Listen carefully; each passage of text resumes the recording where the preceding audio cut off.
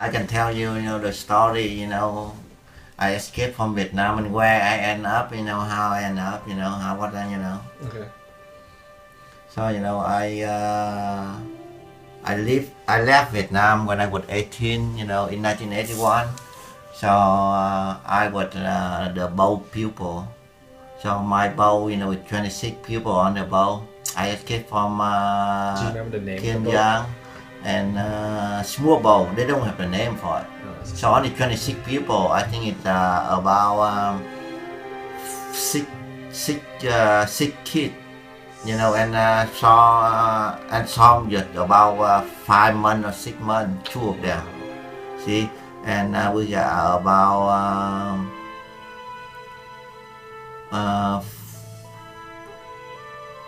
half man and half woman, right? And on the small boat. So from Kiên Giang, go to Thailand. We have go ocean.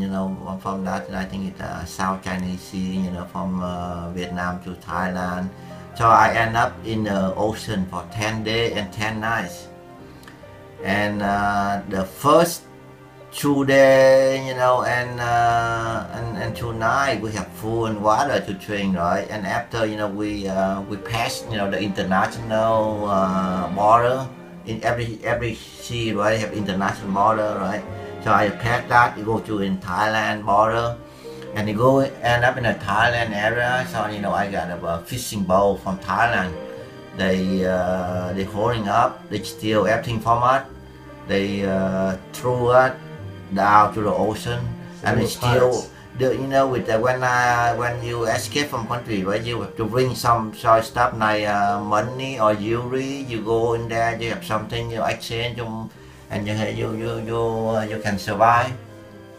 So everything, we bring with us. The Thai fishing boat, right? So they steal everything from us. So I would end up 10 days and 10 nights, without food and water to drink on the boat. So every time, every day, or 2 or 3 times, the Thai fishing boat, right? They stop us, and they grab us, and they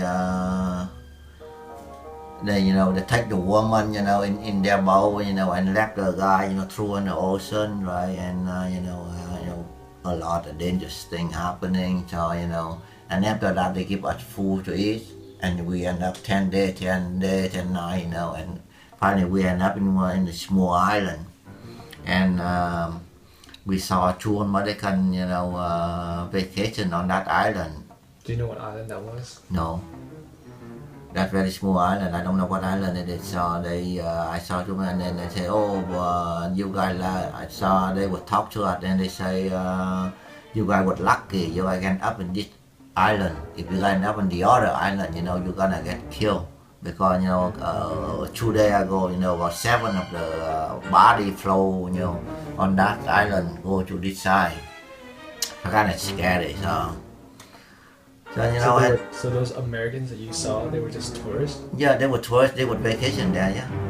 So that's why and I end up there. So that's why they I think that when we up there for only 1 day, and after that, and I think that two American American they call up the UN or something, right? And they let some of the boats take us into the mainland.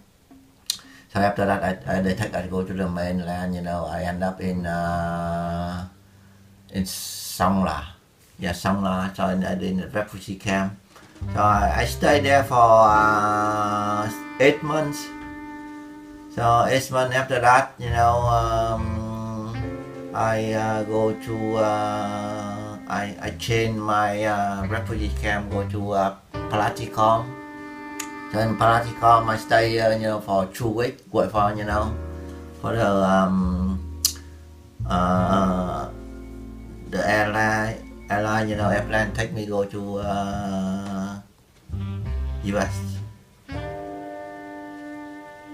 So when I live in refugee camp for 8 months. So and the life over there is terrible. So the food they give you, only about let me see. You can imagine, only they give you one day, it's with one people you cannot survive. But you have to live in a group of people, at least 4 people, right? So you can put together whatever they give to you, and you share to each other, and you can have it all. But if they give you by yourself, you cannot cook, or you cannot, eat by yourself. They give you, 1 gram, it's very, like very little, of the meat, right? With the fast or something, with 1 can, of rice a day. That's it, and about I think it's a little bit of vegetable. So when you can even cooking it. So if you got 4 people put together, right, and make soup out, and you can eat, or cook rice, with soup on it, you can eat like that. So I have like that. And when I got up approved by the U.S., one of my foster parents, from New York, they adopt me, go to New York. So when I go to, I end up in New York for 10 years. I live with my parents for 2 years. And I go to high school there, and I learn English before I get to college. So no, I live with my foster parents. They're very nice, and they help me a lot. I appreciate it. So right now I still contact with my mom. My foster dad, it passed away already now. Only my mom is still alive. So I keep contact with her every year, twice a year. Thanksgiving, Christmas time. That's nice. So back to the boat experience. Was there any dangers within the boat, not from? Oh yeah, very dangerous on the boat because you see if you can imagine, the small boat. I think about 20. I think it might only about 20 feet. A 20 feet boat and long, right, and about 3. About 6 feet wide and 20 feet long, and hold 26 people in there, and flipping on the ocean, to the wave, every time you go, I thought I would die in the ocean already, man. So that's why, if I got a chance, I never escape again. So I'd rather die in Vietnam and then escape by boat again. Did anyone die in the boat? No. Everyone survived. Everyone survived in my boat. Because I was gonna ask, was there any case of cannibalism, like people eat each other? No. No. Okay. No, not mine. No, not mine. Oh. I know one of my fans they do, but in my boat, no. So it wasn't your boat. Oh, no. So you know other stories of. Yeah, I know a lot of stories. I met a lot of Vietnamese people. With both people. I meet a lot of both people. So we exchange the story from each other. So a lot of different stories. Some one of my fans, they go with her aunt, and went up to they go in the same boat, and they end up one in Thailand and one in Malaysia. So because they the Thai, right, the Thai fishing boat, they steal they kidnap all the girl in the boat, and they go into the land, they selling it. So that's why one of my friends, right, her aunt, we're in that time, I think her aunt about 20 or 25. So they kidnap her aunt, go to Thailand and sell to the prostitute place, and he end up in Malaysia. So that's why a lot of different stories. So and one of my friends, and he say he go with his brother. So he is 18 and his brother only 5. So his brother, it's gonna everybody he in the ocean. I think about 2 weeks. So no food, no water. So so they have to eat the human because one of the people die and they cut the meat and eat it to get survive. But he don't eat it. He give to his brother eat it. You have to eat it. Oh, no food, no drink, right? You have to eat something to get survive. So that's why. What about how was it like in the refugee camp? I know you talk about food.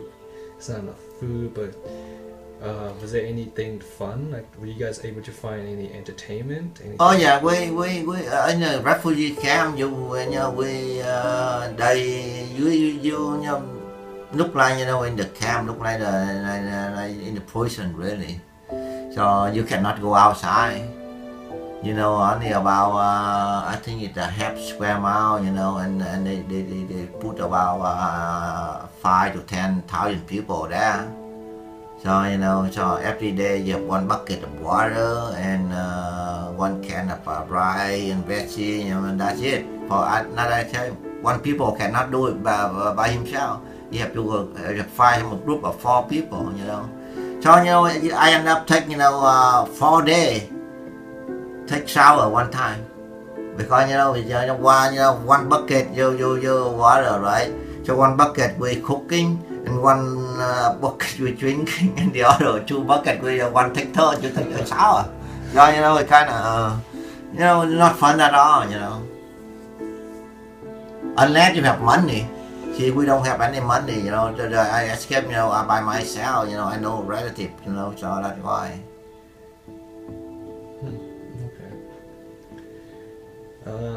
Anything you want to add in about your experience?